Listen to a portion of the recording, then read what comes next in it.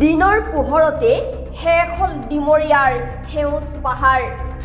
কাৰ ছত্ৰছায়াত সোণাপুৰত চলিছে এই অবাধ খনন।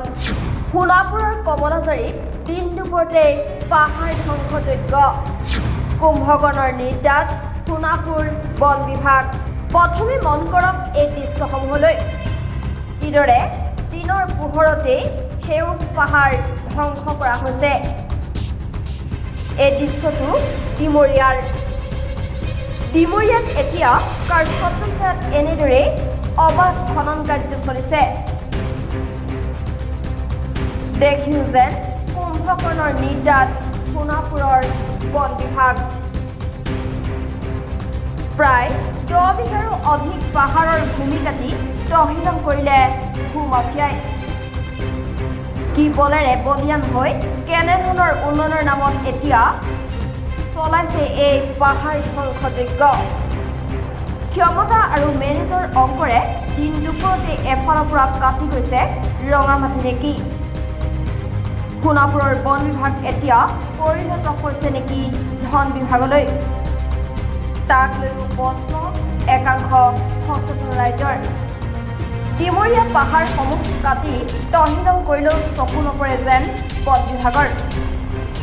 এই দৃশ্যলৈ ভালদৰে মন কৰিলেই সেই কথা স্পষ্ট হ'ব। দিন দুপৰতে JCB ডাম্পাৰৰ সহায়ত এফালৰ পৰা কাটি গৈছে পাহাৰৰ ৰঙামাটি। দৰিদ্ৰ পৰিয়ালৰ লোকে বাসগৃহ নিৰ্মাণৰ বাবে পাহাৰৰ মাটি কাটিলে বাধা দিবলৈ তৎপৰ হোৱা বন বিভাগৰ এনেবোৰ দৃশ্য এতিয়া চকুত নপৰে বুলিও ক্ষোভ উজাৰিছে স্থানীয় মহিলাই। এতিয়া ঘৰ বনাবৰ কাৰণে কাটিছোঁ, লেট্ৰিন বাথৰুম বনাবৰ কাৰণে একেবাৰে কাটিছোঁ নহয়। তেতিয়া মানে আমাক একেবাৰে 5বাৰমান ফৰেষ্টাৰ পুলিচ আহিলে JCBখনকে লৈ যাব খোজে। কিন্তু এতিয়া দামী মানুহ কাটিছে না, টকা পইচা দিকে, এতিয়া নধৰে। আহিছে নাই নাজানো, অৱশ্যে চোৱা নাই। কিন্তু আহিলেতো নাকাটিলে হয়। কিমান দিন হৈ আছে কাটি থকা নেকি? বোলে সিফালে এতিয়া আহি কাটি আছে। কিমান মাটি আছে নেকি? কি বনাব আপোনালোকে কিবা গম পাইছে? সেইবিলাক একো নাজানো। কি বনাব এইটো গম নাপায়। আমাৰ সাধাৰণ ৰাইজৰ এটা মনত এটা প্ৰশ্ন উত্থাপন হৈছে যে এইটো মানে বন বিভাগ নে ধন বিভাগ মানে প্ৰশ্ন হৈছে যে মুখ্যমন্ত্ৰীয়ে আজিৰ 2 ঘণ্টা আগত জুবিন ক্ষেত্ৰ মানে সম্প্ৰসাৰণ কৰিবৰ কাৰণে মানে পাহাৰ নাকাটাৰ উপদেশ দিলে যে মানে ৰাইজে বেয়া পাব, দেখাত বেয়া দেখিব। কিন্তু একেই ডিমৰীয়াৰে কমলাজাৰী অঞ্চলত আজি দিনৰ পোহৰত ৰঙামাটি খনন কাৰ্য চলি আছে, কিন্তু বিভাগীয় কৰ্তৃপক্ষ নিমাত। আজি দিন দুপৰত এনেধৰণৰ কাৰ্যসূচী কাম কৰি থকাৰ পিছতো বিভাগীয় কৰ্তৃপক্ষ এই স্থানত আহিব লাগিছিল, কাম বন্ধ কৰিব লাগিছিল নে? কোনোবা সহজ সৰল ঘৰৰ মানুহে যেতিয়া অকণমান ঘৰটো বনাবৰ কাৰণে যেতিয়া অকণমান পাহাৰ কাটে, কিন্তু বিভাগীয় কৰ্তৃপক্ষই এনেধৰণৰ মানে কথা বতৰা কয় বা এনেধৰণৰ ব্যৱস্থা গ্ৰহণ কৰে যে সাধাৰণ মানুহে ঘৰটো বনাবৰ কাৰণে মাটি কাটিব নোৱাৰে। কিন্তু আজি ইয়াত মানে কোনোবা শক্তিশালী ব্যক্তিৰ কোনোবা হাতৰ মানে ক'ৰবাত মানে আশীৰ্বাদ আছে চাগে, সেইকাৰণে দিন দুপৰতে ৰঙা মাটি কাটি আছে। আৰু আমি বিভাগটোক আমি প্ৰশ্ন কৰিছোঁ যে দিন দুপৰতে কেনেকৈ ৰঙামাটি কাটি খনন চলিব পাৰে? আপোনালোকৰ বিভাগটো থকাৰ পিছত আপোনালোকে মানে নিজৰ দায়িত্বটো পালন কৰিব পাহৰি গৈছে নেকি? নে দিনৰ পোহৰত আপোনালোকে ক'লা চশমা পিন্ধি নেদেখাৰ ভাও ধৰিছে?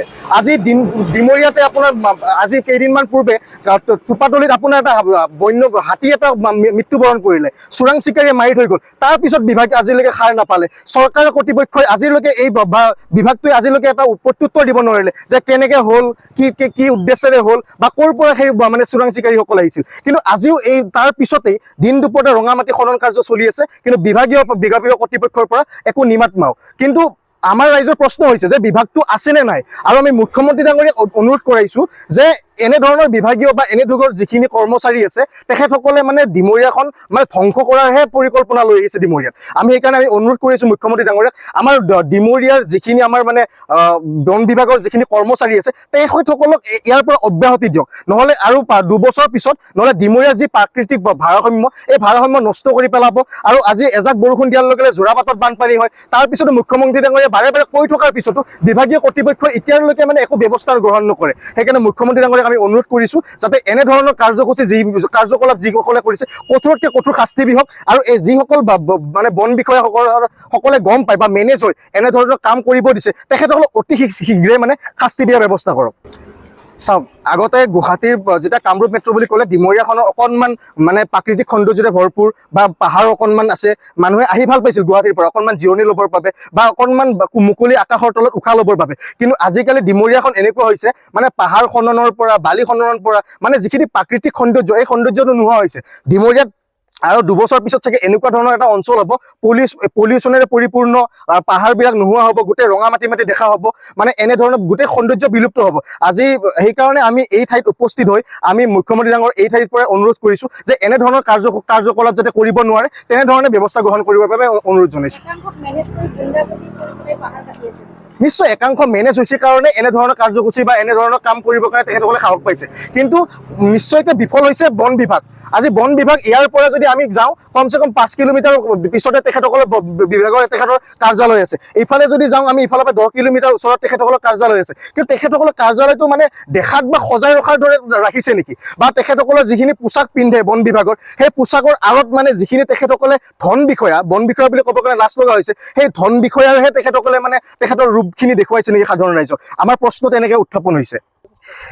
এই ধৰণৰ কাৰ্য অতি শীঘ্ৰেই অতি সোনকালে বন্ধ হ'ব লাগে, আৰু যাতে এনেধৰণৰ কাৰ্যসূচী তেখেতসকলে হাতত ল'ব নোৱাৰে বা এনেকুৱা পাহাৰ খনন হ'ব নালাগে, সেই মুখ্যমন্ত্ৰী ডাঙৰক সেয়ে আমি অনুৰোধ জনাইছোঁ যাতে কোনো দুষ্কৃতিকাৰীয়ে যাতে পাহাৰ ধ্বংস কৰি কোনো ধৰণৰ এনেকুৱা ধৰণৰ মানে দিন দুপৰতে এনেধৰণৰ কাৰ্যসূচী কৰিব নোৱাৰে। এতিয়া প্ৰশ্ন হয়, ডিমৰীয়াৰ সেউজ পাহাৰ ধ্বংসৰে উন্নয়নত নামিছে নেকি বিভাগীয় লোক? কেতিয়ালৈ নিদ্ৰা সৰিব বন বিভাগৰ? পৰৱৰ্তী প্ৰতিবেদনত স্বাধীন হ'ব কাৰ ছত্ৰছায়াত চলিছে ডিমৰীয়াৰ সেউজ পাহাৰ খনন। ইফালে আজি ৰাজ্যৰ মুখ্যমন্ত্ৰী ডক্টৰ হিমন্ত বিশ্ব শৰ্মাই সোণাপুৰৰ জুবিন ক্ষেত্ৰত উপস্থিত হৈ পাহাৰ কাটিলে ৰাইজে বেয়া পায় বুলিও মন্তব্য কৰে মুখ্যমন্ত্ৰীগৰাকীয়ে।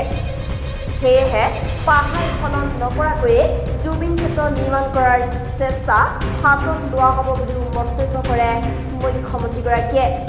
বেয়া হৈ যাব আৰু পাহাৰ কাটিলে মানুহে বেয়াও পায়, গতিকে পাহাৰখনতে কিবা কৰিব পাৰি নেকি আমি চাম।